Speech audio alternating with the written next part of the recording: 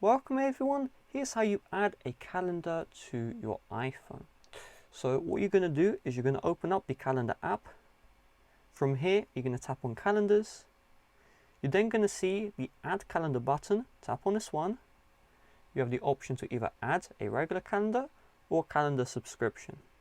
If you are adding a calendar subscription, make sure you have the exact calendar subscription URL. But we're going to add a regular calendar. You're going to be able to choose the name, the accounts of question, and also the color of the calendar. So this color here means that all events, so all dates, etc., which show up, those will show up with the color you choose. Okay, so let's choose brown, and we'll tap on done. So from here, if you need to use your calendar, long press on the time slot or tap on the plus button. Once you release your finger, you can see a new event will be added, and just make sure you tap on calendar and then select the calendar of choice, fill in all these details and then tap on add. Now you have your new event which is in the right calendar. So with that being said, thanks for watching, see you guys later, bye bye.